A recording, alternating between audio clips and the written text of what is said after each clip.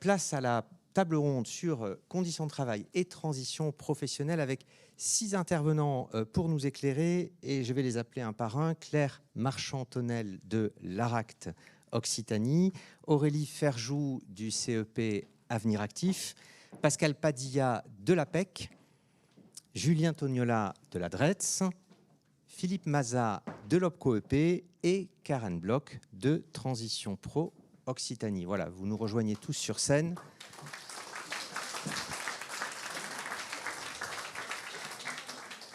Alors, ce que je vous propose peut-être, c'est de vous partager un micro pour deux. Voici également un pour deux. Et voici. Et on va faire un rapide petit tour de table. Je vais vous présenter en quelques mots les uns les autres. On va commencer par vous, Julien Tognola. Vous êtes directeur régional de la DRETS Occitanie. La DRETS, c'est les services économie, emploi, travail, solidarité, donc de l'État, services de l'État en région. Juste à vos côtés, Claire Marchand-Tonnel, vous êtes directrice de l'ARACT Occitanie, l'agence régionale pour l'amélioration des conditions de travail. Vous comptez 16 collaborateurs. Et le réseau ARACT ANACT, depuis l'année dernière, depuis début 2023, en fait, est regroupé sous un établissement public unique. À vos côtés, Philippe Maza, vous êtes directeur régional de l'OPCO-EP, l'OPCO des entreprises de proximité, 54 branches, notamment, pas que, mais autour de l'artisanat, des professions libérales, des services.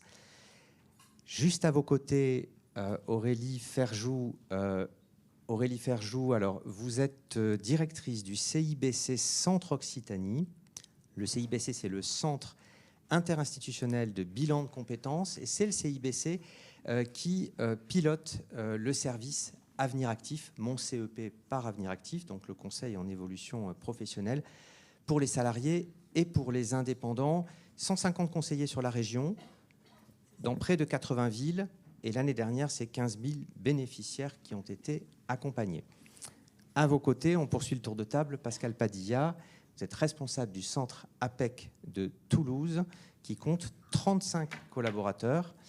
Et on peut peut-être le repréciser, mais l'APEC accompagne à la fois les cadres en recherche d'emploi, les jeunes étudiants au niveau licence ou les diplômés, et accompagne d'ailleurs aussi les entreprises sur un certain nombre de thématiques d'enjeux clés, comme par exemple la marque employeur. Et puis vous produisez aussi, vous avez un service études à l'APEC historique qui publie près de 40 études chaque année. Et enfin, Karen Bloch, vous êtes directrice générale de Transition Pro Occitanie, c'est la puissance invitante. Vous avez 40 collaborateurs et vous accompagnez les salariés du privé sur leurs projets de reconversion professionnelle. Et l'année dernière, si mes chiffres sont bons, rapport d'activité 2023, vous avez validé plus de 3200 dossiers, tous dossiers confondus. Voilà le petit tour de table pour vous présenter les uns les autres. Alors, on va débattre avec vous tous sur ce sujet conditions de travail et transition professionnelle. Et je vais vous demander, pour introduire les débats, Karen Bloch, de nous fixer, de nous dire quels sont les objectifs de cette table ronde, de nous la contextualiser, de nous dire pourquoi vous avez choisi cet intitulé autour des conditions de travail et des transitions pro.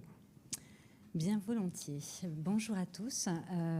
En effet, avant de commencer dans le vif du sujet, afin de bien comprendre la question posée du lien entre les conditions de travail et les reconversions professionnelles, je souhaite poser la définition des reconversions professionnelles.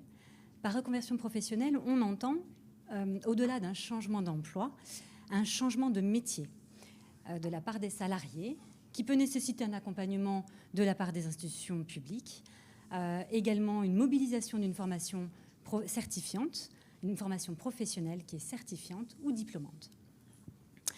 L'histoire des reconversions professionnelles a évolué. On est passé de processus de reconversion professionnelle qui dépendent des marchés internes aux entreprises, qu'on appelle également reconversion subie, à une meilleure prise en compte des aspirations des individus.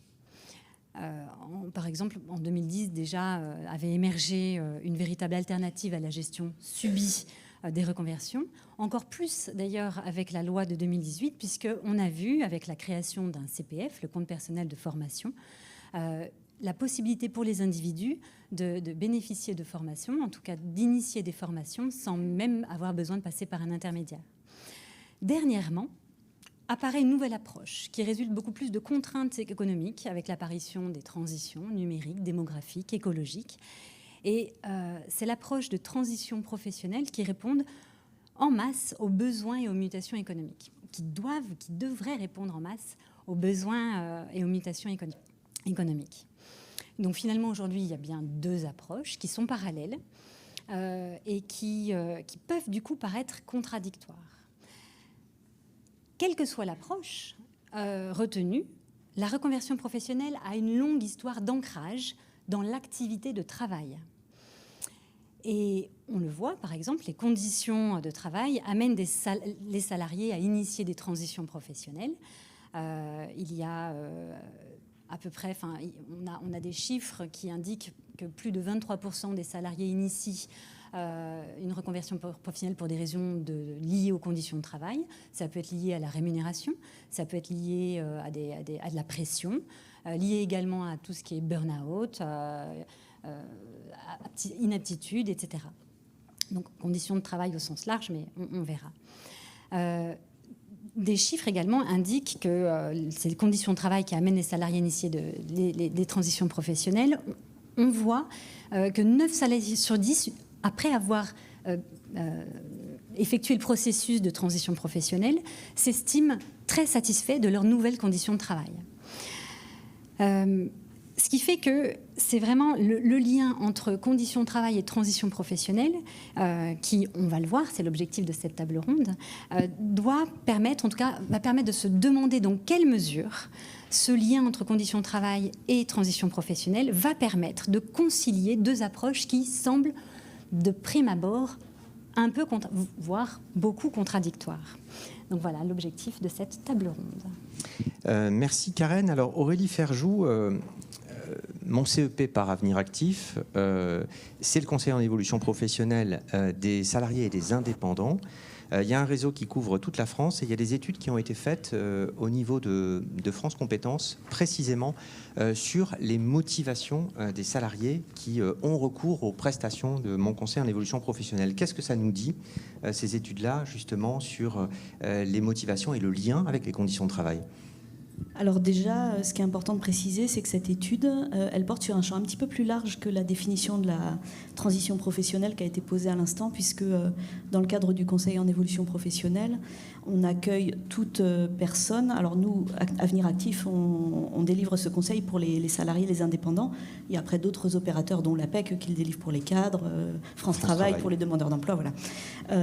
Nous, sur le conseil en évolution professionnelle, on accueille toute personne qui se pose des questions à un moment donné sur l'évolution professionnelle, mais ça ne va pas forcément aboutir à un projet de changement de métier. On peut être aussi sur des idées de transition en restant dans la même entreprise, en changeant de statut, passer de salarié à indépendant, sans forcément changer précisément de métier. Donc voilà, le champ est plus large. Pour autant, les motifs de sollicitation sur les personnes qui ont une idée d'engager une transition professionnelle, ça reste quand même... Alors, en premier lieu, la motivation du salaire est importante, mais la notion de conditions de travail ressort dans une étude qui a été menée par France Compétences auprès de personnes qui ont engagé une transition. Ça ressort vraiment très fortement, c'est de l'ordre de 80% de personnes qui sont motivées parmi une multitude de facteurs par une insatisfaction professionnelle. Alors, là aussi, le sens peut être très large. Derrière ça, on va retrouver la question des conditions de travail, les horaires, la possibilité de faire du télétravail, la flexibilité, l'autonomie qui peut être laissée aux salariés. Mais on peut retrouver aussi la question de l'ambiance de travail, de la relation avec son manager ou avec le reste de l'équipe. On peut retrouver beaucoup de choses derrière cette notion. Mais en tout cas, cette étude permet d'objectiver, nous, des choses qu'on constate vraiment sur le terrain. C'est que les personnes viennent peut-être avec une idée, un projet, mais aussi parce qu'il y a une insatisfaction et une envie d'aller vers autre chose et de quitter la situation dans laquelle elles sont. C'est ça. Et au bout du compte, on a en revanche des situations qui peuvent être assez différentes du projet d'origine, de ces motivations exprimées lors de l'enquête, puisque souvent il y a une volonté de changer du tout au tout, parfois de faire un peu table rase, et puis au final on peut parfois rester dans le même secteur ou dans le même métier, mais en changeant d'entreprise ou de conditions de travail ou de conditions managériales, par exemple. Tout à fait. On a des personnes qui, des fois, se disent il y a une source d'insatisfaction, qui n'arrivent pas forcément d'ailleurs à mettre tout de suite le doigt sur la cause réelle, et qui se disent je vais changer complètement. Et puis, le travail qu'on peut faire, alors que ce soit dans le cadre du CEP ou en orientant les personnes vers un bilan de compétences quand il y a besoin de creuser un petit peu plus des projets, c'est vraiment d'identifier les facteurs qui amènent les personnes à se poser ces questions-là. Et puis aussi d'identifier, comme on parle des conditions de travail, les conditions de travail dans les métiers qu'on envisage de faire, pour des fois se rendre compte que c'est pas forcément ce qu'on imagine. Et donc il y a un important travail de prise de conscience de la réalité des différents métiers en fonction des pistes qu'on travaille. Alors, on poursuit un peu sur l'identification de ce lien entre conditions de travail et transition professionnelle avec vous, Pascal Padilla. Il y a une étude de l'APEC sur les aspirations des cadres en recherche d'emploi qui permet aussi un peu d'appréhender quels sont les souhaits, à quels items, sur quels critères les cadres se positionnent pour choisir tel emploi plutôt que tel autre. Que nous disent ces études ?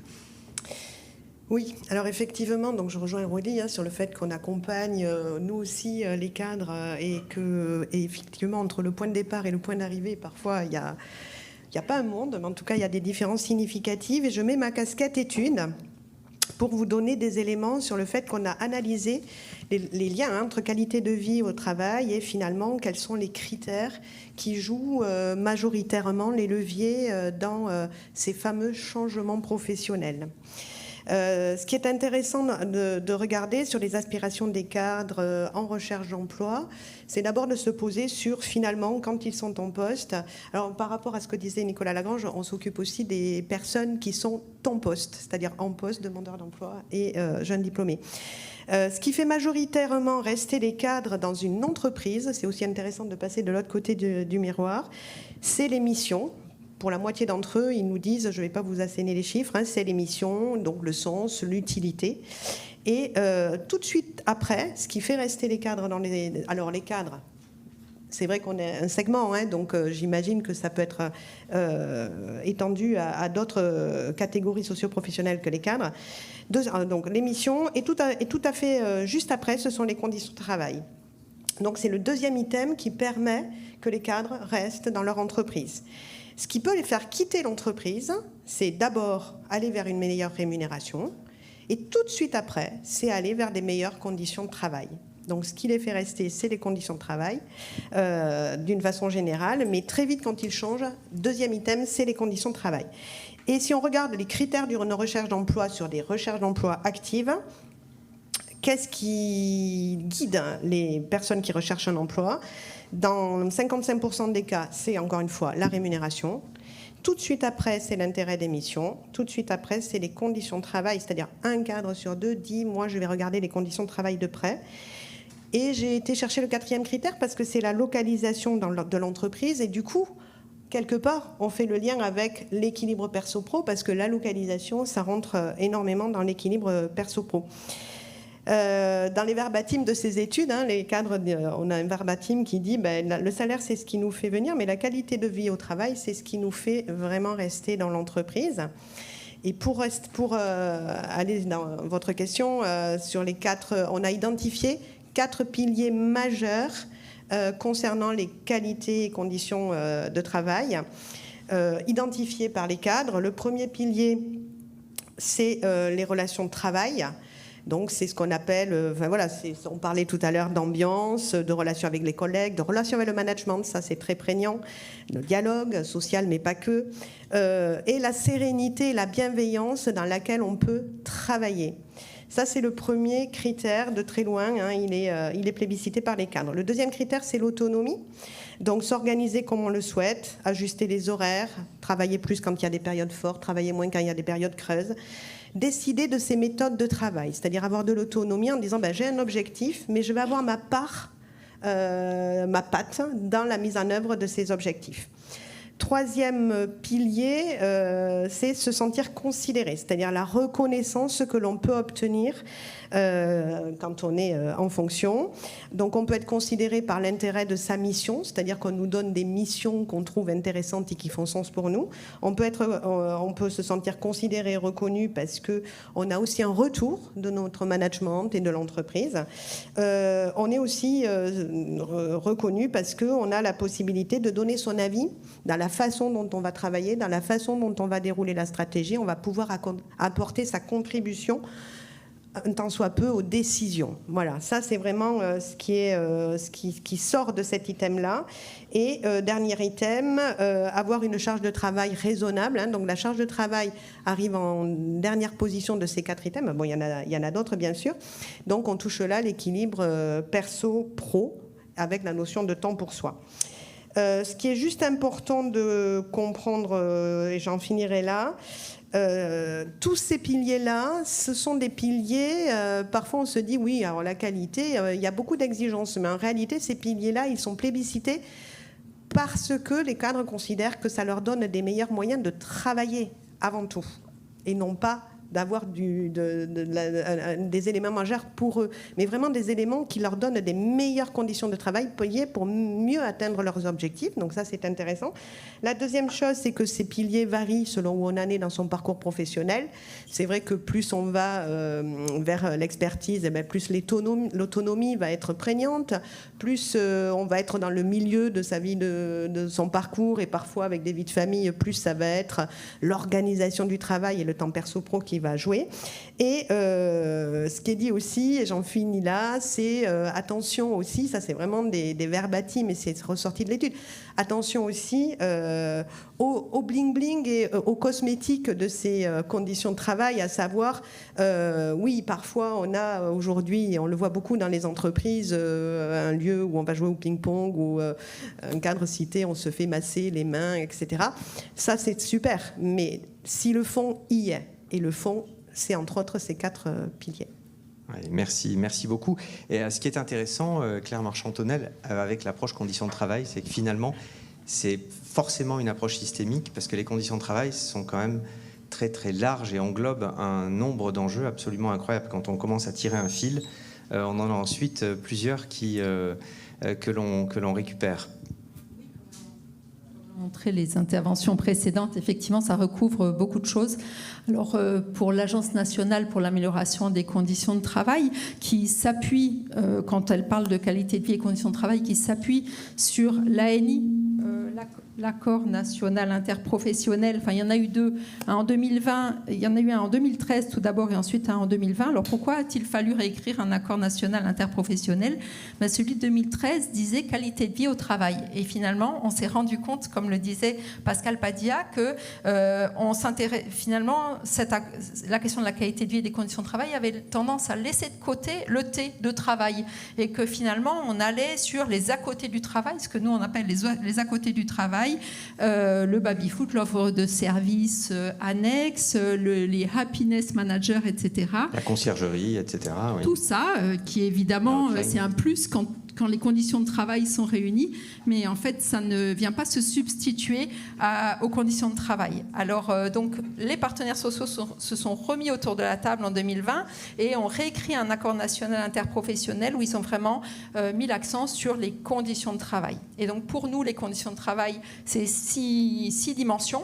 La première, c'est la question de la santé. Donc la santé, de la prévention des risques. Donc on parle de santé physique avec les troubles musculo-squelettiques, l'exposition à des risques chimiques, des risques de chute, etc. Mais on parle aussi de santé mentale avec des risques psychosociaux. C'est-à-dire qu'en fait, comment le travail expose celui qui le réalise dans les exigences du travail, comment on fait pour tenir les enjeux de compétences, les questions des relations sociales, les questions d'organisation, toutes ces choses qui viennent d'être mentionnées largement. Et donc, quand elles ne sont pas remplies, génèrent du stress, de l'épuisement, peuvent générer du harcèlement ou des sentiments de violence au travail. Ça, c'est la première dimension. La deuxième dimension, quand on parle des conditions de travail, c'est l'organisation du travail. Et l'organisation du travail doit pouvoir faire l'objet de débats dans l'entreprise, parce que les salariés, comme vous l'avez évoqué, ont besoin d'avoir une prise sur leur travail, ils ont besoin d'échanger entre pairs, ils ont besoin de pouvoir discuter des changements, petits changements ou grands changements, grandes transitions comme le numérique, les transitions écologiques, etc. Parce que, bien entendu, ça a un impact direct sur les conditions de travail. Et quand je dis ça, c'est qu'on soit dans une très très petite entreprise, qu'on soit dans une structure privée, publique, etc. C'est vrai pour toutes ces organisations de travail.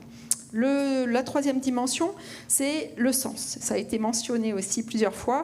L'importance de se reconnaître dans le projet de l'entreprise ou dans les missions, par exemple des missions de service public, ou un sens partagé aussi avec les autres humains de l'organisation, et d'avoir prise sur le contenu du travail et les possibilités de le réaliser. Vous évoquiez l'autonomie, on est là-dedans. Ensuite, la quatrième dimension de la qualité de vie et des conditions de travail, c'est la question de l'égalité au travail. Donc là, bien sûr, l'égalité femmes-hommes, mais aussi toute l'égalité d'accès à la formation professionnelle, à l'évolution professionnelle, aux opportunités que peut offrir l'organisation de l'entreprise. La cinquième dimension, c'est la question des compétences et des parcours professionnels. C'est pour ça qu'on est là ce soir. Donc, c'est une dimension à part entière de la qualité de vie et des conditions de travail. Et la sixième dimension, c'est la question dialogue social, dialogue professionnel. Donc, le dialogue social, c'est bien sûr le dialogue professionnel de branche de l'entreprise, mais c'est aussi le dialogue professionnel où on peut discuter vraiment du travail tel qu'on le réalise entre personnes qui travaillent ensemble et avec le management. Voilà, il ne faut pas décorréler effectivement ce qu'on appelle la prescription du travail et puis la façon dont on se confronte au travail quand on doit le réaliser. Voilà en quelques mots finalement ce qu'on appelle, ce que recouvre pour nous les conditions de travail. Oui, avec un appui méthodologique, on aura peut-être l'occasion d'avoir quelques exemples tout à l'heure, fournis par le réseau ANACT, justement aux entreprises, aux collectifs, pour les aider à avancer, pas faire à leur place, mais à avancer sur tous ces sujets-là. Appui aussi, Julien Tognola, appui aussi de la DREETS, alors à la fois sur le sujet en propre des conditions de travail et sur celui des transitions professionnelles avec une organisation somme toute assez récente, et les DARP qui, au niveau régional et départemental, concourent aussi à travailler sur ces sujets-là. Oui, tout à fait. D'abord, merci beaucoup à Transition Pro d'avoir pris l'initiative de cette table ronde et d'avoir effectivement fait le lien entre les sujets de transition professionnelle et conditions de travail. Peut-être en rebond par rapport à ce qui a été dit, c'est vrai que la DREETS accompagne les salariés, alors à la fois sur le volet conditions de travail et respect du droit du travail, et puis est également mobilisé, comme vous le savez, sur le sujet de l'accompagnement des entreprises face notamment aux difficultés de recrutement. Et c'est vrai que dans ce qui a été dit tout à l'heure, c'est frappant de voir l'importance qu'accordent les salariés aux conditions de travail dans leur décision de rester dans une entreprise ou de quitter cette entreprise. Je crois que les chiffres de l'APEC étaient particulièrement éloquents sur ce sujet. Et je crois que ça doit aussi tous nous faire réfléchir et faire réfléchir toutes les entreprises sur l'importance de progresser sur ce volet des conditions de travail.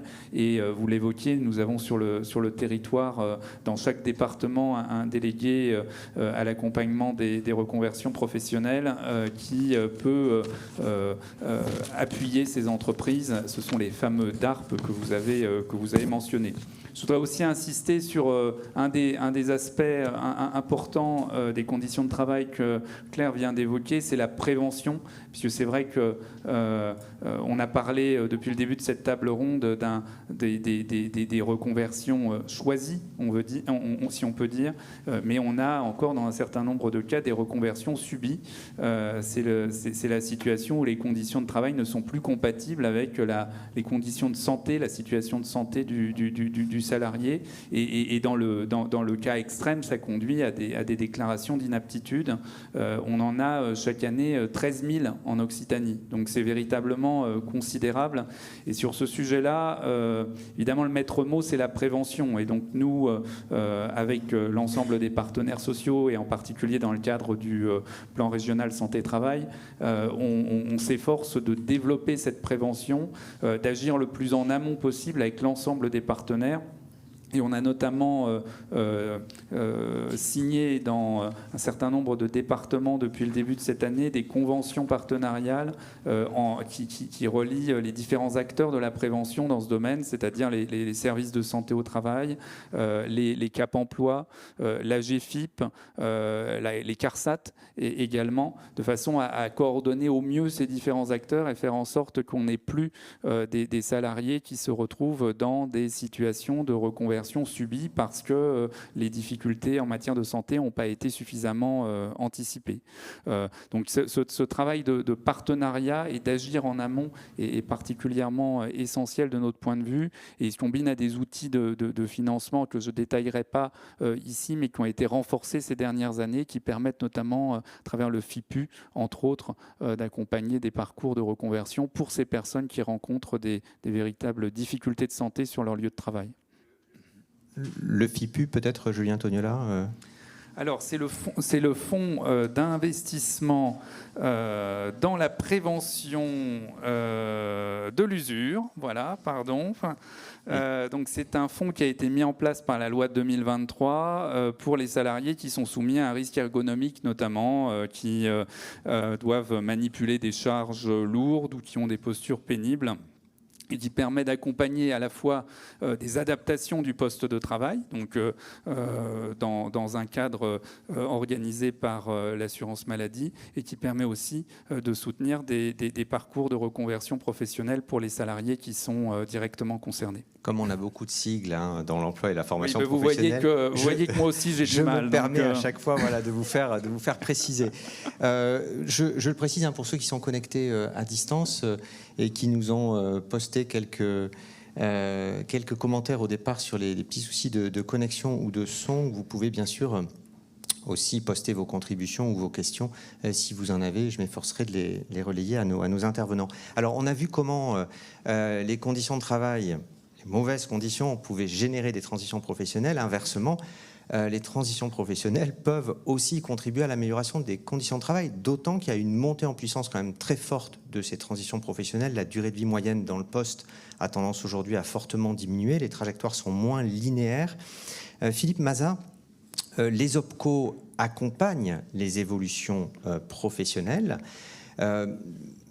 Leur cible prioritaire, c'est les entreprises que la loi leur confère, c'est les entreprises de moins de 50 salariés. Ça ne les empêche pas pour autant, effectivement, d'avoir des partenariats avec mon CEP Avenir Actif, avec un certain nombre d'acteurs de l'emploi. Et vous avez, il y a quelques années, commencé à prendre le sujet un peu à bras-le-corps en vous disant comment est-ce qu'on pourrait organiser un événement qui permette de mettre en visibilité les différents acteurs de la reconversion professionnelle, parce que de fait, quand on se plonge là-dedans, on voit qu'il y a une multiplicité d'acteurs et que c'est un peu compliqué de s'y retrouver quand on est soi-même en recherche. Je vais rebondir sur le terme de M. Tognola. Le partenariat est essentiel.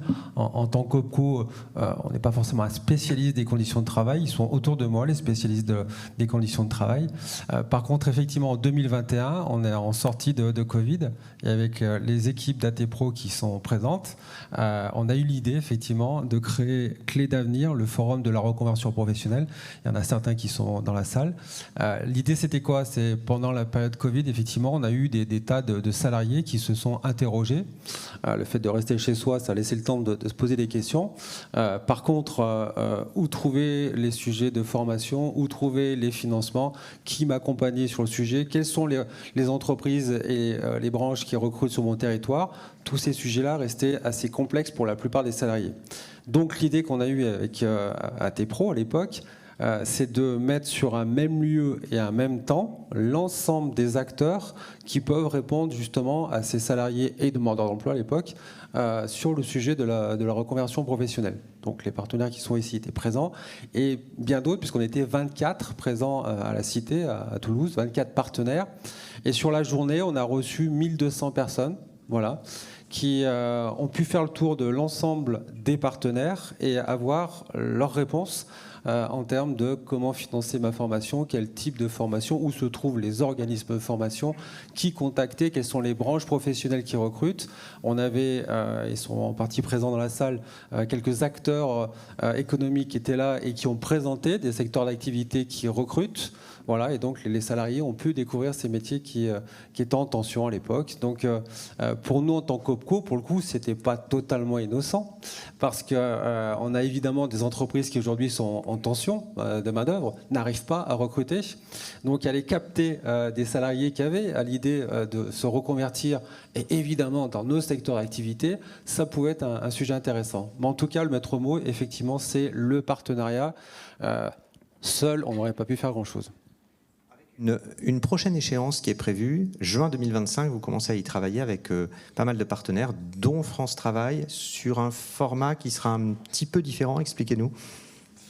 Alors là, effectivement, on a travaillé le côté salarié qui s'interroge et qui a envie de changer. Par contre, sous l'impulsion de la commission paritaire régionale de l'OPCO-EP, dont le président et le vice-président sont dans la salle, donc je parle sous leur contrôle. Après avoir travaillé le sujet des salariés, nous sommes paritaires, vous savez, donc maintenant nous allons travailler le sujet des entreprises. On est aujourd'hui sur un tissu industriel, économique en Occitanie, mais comme dans le reste de la France, qui est majoritairement constitué de TPE. Nos entreprises de l'OPCO-EP, c'est 92% d'entreprises de moins de 10 salariés.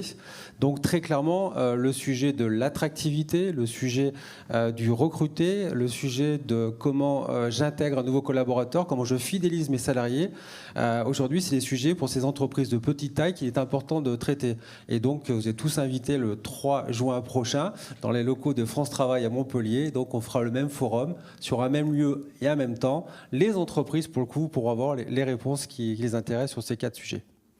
Merci. Alors, il y a un participant à distance qui nous dit « J'ai participé à Déclic numérique, qui est un événement qui concentre un public qui veut faire des transitions professionnelles et j'ai été frappé par le nombre de personnes qui ont été blessées psychologiquement par le travail. » Donc ça, c'est un rebond par rapport à certains des éléments qui ont pu être donnés.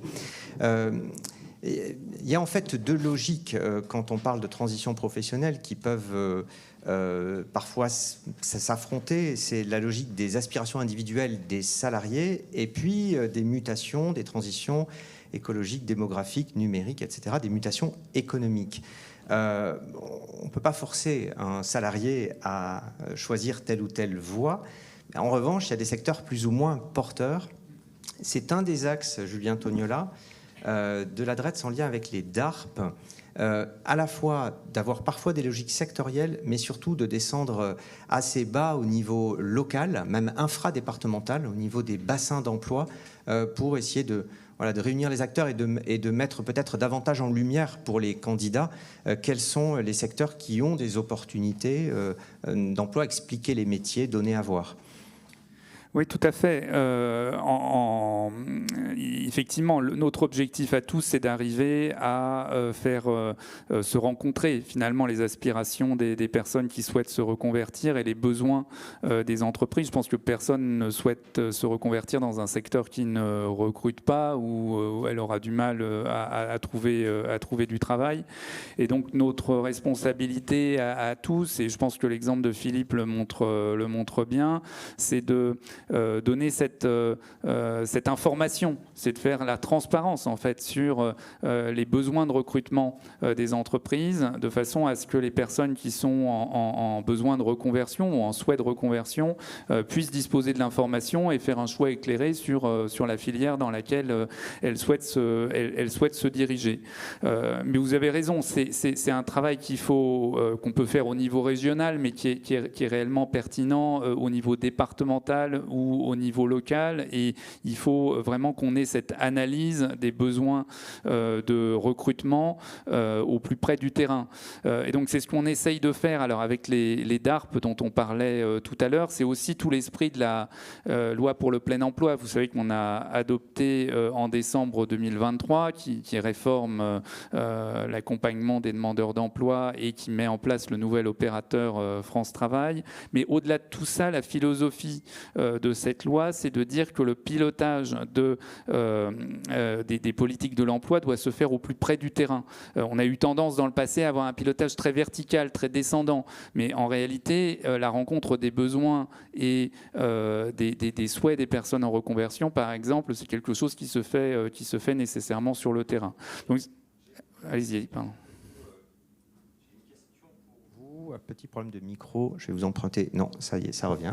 J'ai l'impression que quand on se chevauche un peu au niveau de la parole, c'est un peu compliqué et que ça a tendance à couper le son.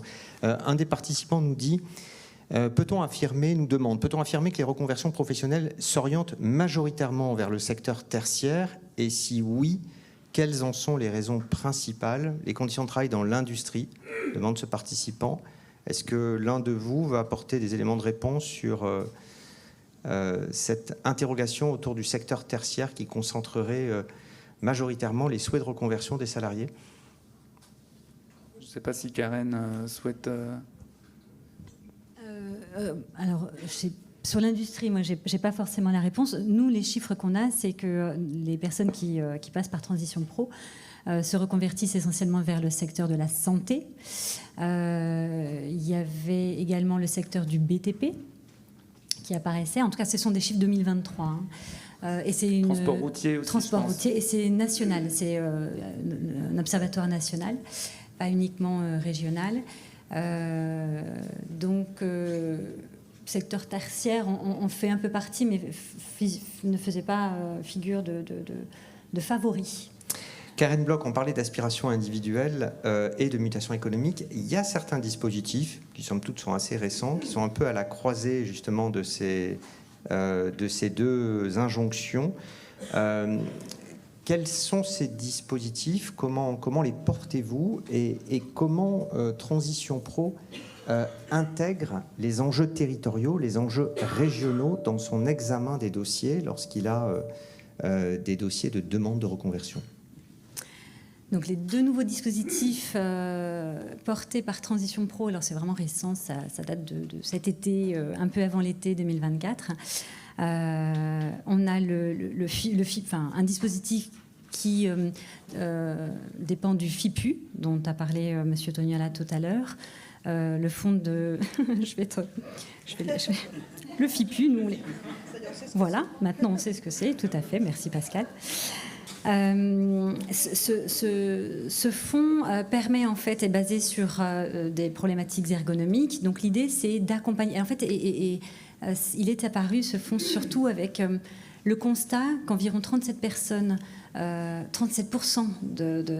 personnes, 37% de catégories de personnes indiquaient ne pas se projeter sur leur métier dans la mesure où il y avait un allongement de l'âge du travail. Et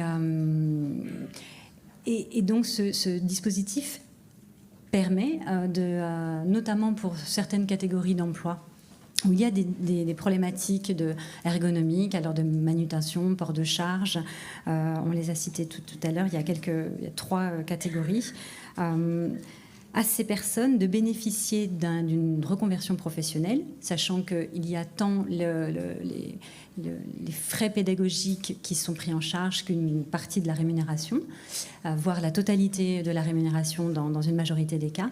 Et ces personnes peuvent donc se reconvertir dans la mesure où elles se reconvertissent vers des métiers qui ne sont pas pénibles.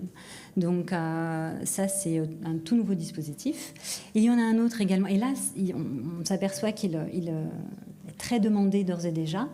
On travaille beaucoup justement avec les services qui ont été évoqués par Julien Tognola, à savoir donc tout ce qui est les services de la DREETS sur la PRST, mais également les CARSAT, les médecines de travail avec lesquelles on travaille beaucoup, pour aiguiller ces personnes sur cette possibilité de reconversion professionnelle.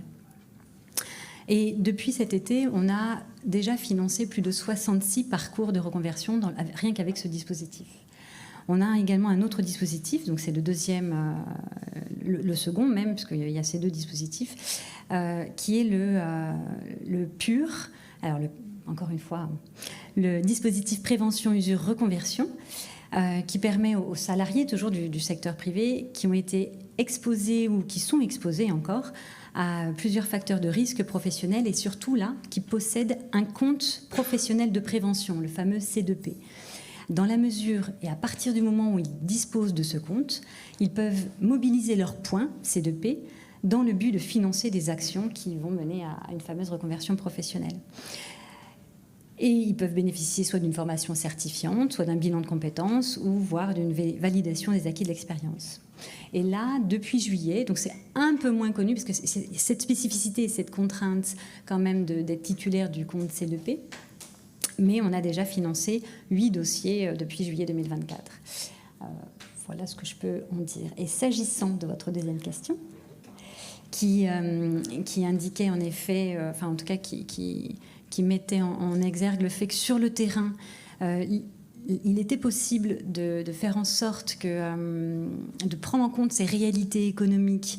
Et c'est vrai que Transition Pro et toutes les transitions pro, toutes les structures transition pro, pas uniquement la nôtre, fonctionnent de la façon suivante. Il y a une dotation qui ne permet pas de financer l'ensemble des reconversions professionnelles.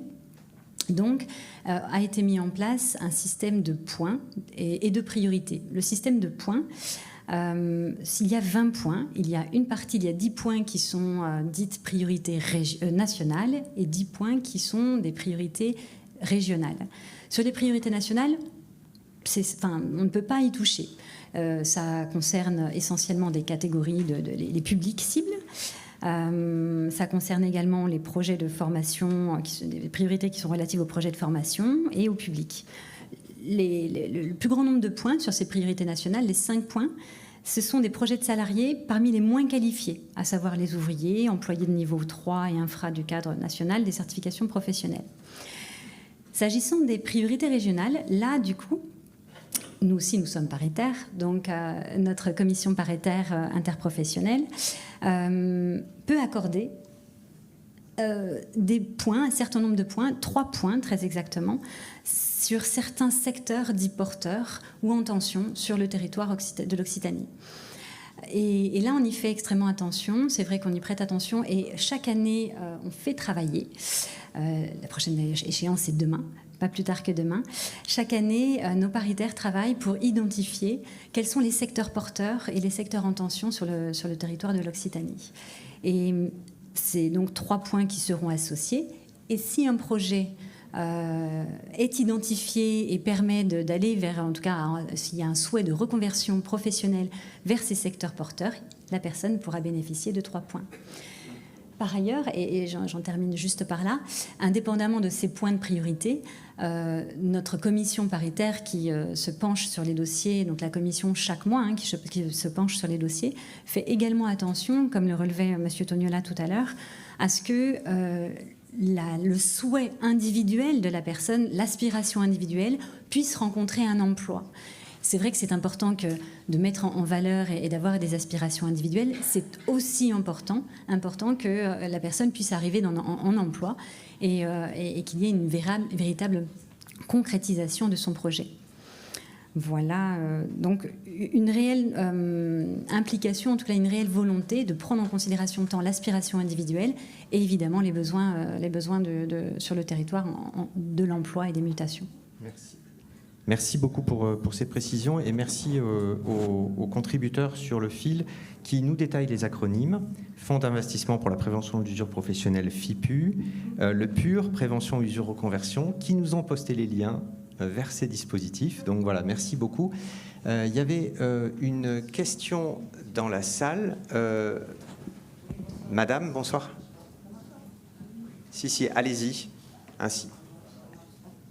Ça marche pas. Si, ça marche. Bonsoir.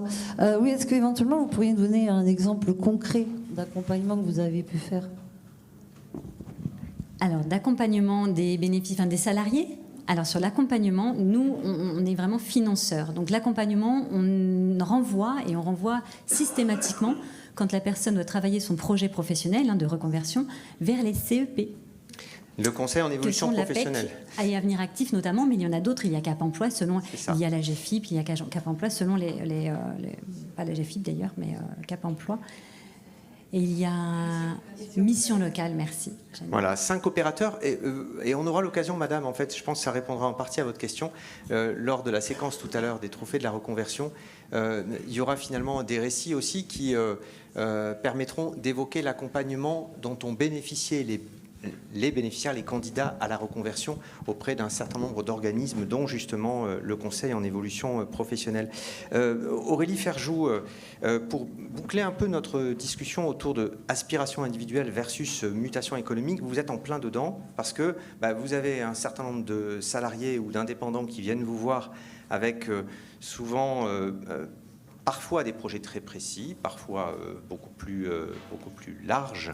Et dans ce cas-là, vous les orientez plutôt vers d'ailleurs le bilan de compétences. Puis à côté de ça, il y a un impératif pour les conseillers en évolution professionnelle, c'est quand même d'avoir un lien avec les branches professionnelles, les OPCO, pour savoir où sont les métiers porteurs, quels sont les métiers particulièrement en tension. Donc, comment réalisez-vous cet équilibre entre ne pas être trop prescriptif tout en indiquant quand même un certain nombre d'informations qui peuvent être utiles au choix des salariés? Alors effectivement, on est forcément, nous, dans une posture qui n'est pas prescriptive, puisque les salariés viennent nous voir avec un projet défini ou pas défini, mais on est effectivement de l'ordre de l'aspiration individuelle. Après, quelqu'un qui veut changer de métier, de secteur d'activité, comme disait M. Tognola, il ne va pas se lancer dans un métier où il n'y a aucune perspective. Donc en fait, nous, le gros du travail sur ces questions-là, c'est d'amener les personnes à vraiment explorer à fond le marché du travail. Et donc pour ça, il y a plusieurs outils. Et en fait, il y a énormément de données produites par l'État, produites par France Travail, avec des outils qui sont accessibles même quand on n'est pas demandeur d'emploi. Les outils de France Travail, il y a énormément de ressources sur lesquelles on peut se documenter vraiment même très très finement sur le marché du travail, sur un métier donné, dans un bassin de vie ou d'emploi donné. Donc on incite vraiment les personnes à aller creuser ces questions-là, repérer des entreprises, faire des enquêtes professionnelles, plusieurs, un maximum, pour vraiment sécuriser le côté, Transition Pro dirait réaliste et réalisable, ou le terme réel et sérieux, le caractère réel et sérieux du projet. C'est vraiment un point très important. Et un outil aussi qu'on utilise, enfin qu'on propose, et qui est méconnu, donc j'en profite pour en parler, c'est les immersions professionnelles. On connaît beaucoup ça en tant que demandeur d'emploi, mais il faut savoir que les salariés peuvent en faire aussi. En passant par un service de conseil en évolution professionnelle, quel que soit l'organisme, puisqu'en fait, on a une convention avec France Travail qui nous permet d'être nous-mêmes signataires de ces conventions, ce qui permet à la personne de faire, pendant ses congés, pendant une période non travaillée évidemment, d'aller dans une entreprise de son choix pour faire une observation métier, ce qui lui permet de se rendre compte réellement des conditions de travail, des rythmes, de rencontrer les professionnels qui exercent le métier auquel elle aspire, et vraiment de valider son intérêt pour ce métier-là. L'APEC aussi d'ailleurs peut prescrire ces immersions professionnelles qui se développent quand même de plus en plus avec cette mise en relation d'employeurs volontaires pour les immersions et de candidats qui souhaitent voir ces réalités. Avec une plateforme qui a été créée par l'État qui s'appelle Immersion Facilitée, sur laquelle les entreprises peuvent se référencer et les candidats peuvent trouver plus facilement une entreprise déjà sensibilisée à la question. Ce qui n'empêche pas d'aller voir l'entreprise en face de chez soi. Voilà. Alors, autre aspect intéressant, Claire Marchand-Tonnelle, on voit que finalement les transitions professionnelles et les tensions de recrutement très fortes mettent en concurrence beaucoup les employeurs entre eux et les secteurs entre eux, et ça met plus que jamais l'accent sur l'accueil et l'intégration des nouveaux entrants et même sur la fidélisation des salariés en poste, avec une approche collective qui peut être appuyée par l'ARACT et qui peut aider à réfléchir à ces questions-là et à mettre en place des démarches, des process pour effectivement soigner cet accompagnement, ces premiers pas et ensuite tout au long de la carrière. Oui. De quelle manière, en fait? Ouais, du coup, ma question, c'était de quelle manière vous le faites? Quel accompagnement méthodologique pour expliquer au public comment solliciter par une entreprise, comment un conseiller de l'ARACT peut, dans une entreprise, aider, monter des ateliers, des espaces de discussion, un dialogue qui va permettre de trouver des solutions propres à l'entreprise? Alors, notre mission, effectivement, c'est d'accompagner les entreprises sur des démarches de qualité de vie et des conditions de travail qui englobent tout ce que j'ai évoqué précédemment et qui sont finalement des facteurs de prévention à la fois de la désinsertion professionnelle et puis de la fuite ou du désengagement des salariés. Donc, il y a effectivement plusieurs aspects à la question, finalement ça rejoint la question de l'attractivité, de la crise de l'attractivité qui a été criante au moment de la Covid, mais qui existe toujours dans certains secteurs. Comme le disait Julien Tognola tout à l'heure, il y a effectivement des mesures territoriales, il y a aussi des mesures de branche pour faire face aux enjeux de l'attractivité. Et nous, en effet, nous accompagnons cette question-là directement au niveau des entreprises. Donc, les ressorts de l'engagement, ça ne peut pas être une réponse universelle, une recette miracle. Et donc, effectivement, c'est bien dans chaque structure que ces questions doivent être pensées en relation avec le travail et sa finalité. Donc, peut-être est important à préciser, c'est que vous avez un nombre de collaborateurs limité pour une région qui est très importante et du coup les accompagnements les plus poussés, bien sûr, ce sont ceux qui ont lieu en entreprise, mais pour une majorité d'entreprises qui ne peuvent pas bénéficier de cet accompagnement, vous avez aussi un certain nombre de ressources, de guides qui peuvent aider quand même à avancer sur ces sujets-là. Oui, donc ce que je voulais dire, c'est que sur la question de l'attractivité, effectivement, les entreprises peuvent se saisir elles-mêmes de ces enjeux-là et les travailler en interne. Comme vous le soulignez, nous n'avons pas vocation à intervenir dans toutes les entreprises. Au contraire, nous avons plutôt vocation à expérimenter des méthodes et ensuite à créer des outils de transfert, en fait. Et que des outils de transfert que soit les entreprises peuvent s'approprier d'elles-mêmes, ce qu'on appelle autoporter, soit qui nécessitent un accompagnement, par exemple, d'un consultant. Et dans nos missions, il y a aussi la mise en relation de consultants sur la question des conditions de travail et d'entreprises qui ont des besoins. Voilà, donc effectivement, notre mission première, ça n'est pas d'intervenir en entreprise. En revanche, c'est d'identifier les questions, la demande sociale qui émerge des entreprises, de la traiter et ensuite de pouvoir créer des outils, des méthodes, etc., à diffuser au plus grand nombre. Je rappelle que nous sommes essentiellement subventionnés nous vivons de subventions publiques et nos missions sont effectivement de diffuser largement. Tout ce que nous produisons est à diffusion, est à disposition du plus grand nombre sur la plateforme de l'ANACT, mais aussi sous forme de jeux. Nous intervenons beaucoup auprès d'acteurs relais aussi, donc qui peuvent être tous les partenaires qui sont ici, mais bien d'autres pour les initier justement à ces méthodes et les aider à porter cette façon ces thématiques dans les entreprises. Merci. Alors, encore 2-3 questions courtes, réponses courtes. Julien Tognola, quel levier financier notamment pour aider les entreprises à travailler sur ces sujets d'attractivité-rétention ? Écoutez, je pense qu'il y a deux problématiques par rapport aux entreprises. Il y a d'abord sensibiliser à cet enjeu et effectivement, dans un deuxième temps, accompagner. Mais je pense qu'il ne faut pas sous-estimer la première étape, faire en sorte qu'un maximum d'entreprises prennent conscience, comme je le disais tout à l'heure, de l'importance de travailler sur leurs conditions de travail. C'est leur intérêt bien compris, c'est bon pour les salariés, c'est bon pour elles et il faut qu'elles s'y mettent. Sur la sensibilisation, il y a certains secteurs qui commencent à véritablement prendre le sujet à bras-le-corps. Je pense en particulier au domaine de la santé, qui est probablement un des domaines les plus exposés aux conditions de travail difficiles. Évidemment, le chemin est long.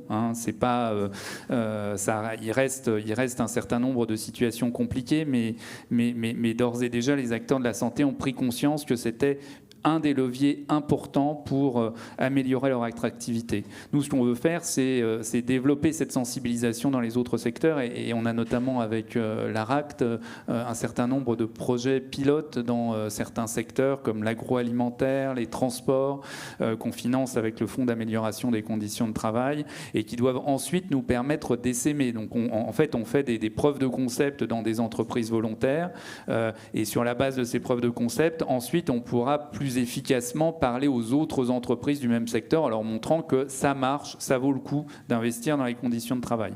Et après, sur l'accompagnement, donc pour les entreprises qui ont envie d'améliorer leurs conditions de travail, on a des outils comme la prestation conseil RH, qui est un outil de financement du conseil en ressources humaines, qui est pris en charge par l'État et distribué par les OPCO. Donc les entreprises peuvent s'adresser à leur OPCO et bénéficier d'un financement, d'une prestation de conseil sur ces sujets de conditions de travail. Ce qui est assez encourageant, c'est que sur les 523 PCRH qu'on a accordés en 2023 en Occitanie, donc 520 entreprises, PME en général, ont été accompagnées en Occitanie sur les sujets RH, 56% intègrent un volet conditions de travail. Donc on voit que la prise de conscience progresse. Pour mémoire, on était à 43% en 2021. Donc en 2021, 43% des PCRH avec un volet conditions de travail. 2023, 56%. Ça progresse, mais il reste du travail évidemment. Pascal Padilla, il y a également à l'APEC des ateliers qui s'adressent alors majoritairement à des entreprises de moins de 250 salariés, pour 80% d'entre elles, et qui les outils sur la marque employeur, comment on construit des démarches, etc. Qu'est-ce qui fonctionne bien? De quels outils vous pouvez, avec quelle approche méthodologique vous pouvez les aider à travailler sur ces sujets-là? Alors oui, effectivement, on a un volet d'accompagnement auprès des entreprises, des TPE, et nos interlocuteurs, ce sont les dirigeants de TPE, PME, parce qu'ils sont à la manœuvre de tout. Et ils ont besoin d'être accompagnés sur la partie RH. Ce sont les RH, quand on est dans des entreprises un peu plus conséquentes, et ce sont les managers.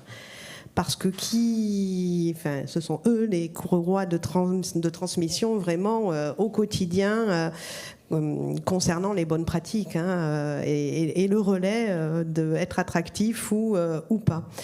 Donc on a des ateliers qui sont sur le thème de l'attractivité, donc ça va sur la communication au niveau de la façon dont on va communiquer ses besoins en recrutement, mais également des ateliers qui sont sur comment intégrer une nouvelle recrue, des ateliers sur la fidélisation. Et je prends 3 minutes si je les ai concernant quelques éléments chiffrés au niveau des études. Une minute. Waouh. Donc globalement, oui, on a parlé tout à l'heure. L'idée c'est pas de se répéter sur qu'est-ce qui faisait que les cadres restaient ou partaient. On revient pas sur le fait que c'est les éléments de conditions de travail, de reconnaissance, de relations de travail, de charge de travail, autonomie. Ce qui est intéressant peut-être, c'est de dire que les personnes qui sont en recherche d'emploi, par contre, sont en difficulté pour percevoir ça. Parce qu'on ne le rend pas visible, que les entreprises. Parce que d'abord, c'est difficile de le rendre visible, on est bien d'accord, les conditions de travail dans l'entreprise dans laquelle on va travailler.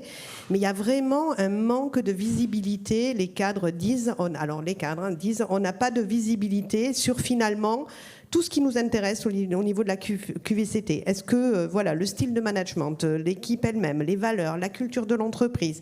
Et nous, ça, c'est dans la formation, on montre à quel point il faut passer ces messages subliminaux des valeurs, de la culture d'entreprise.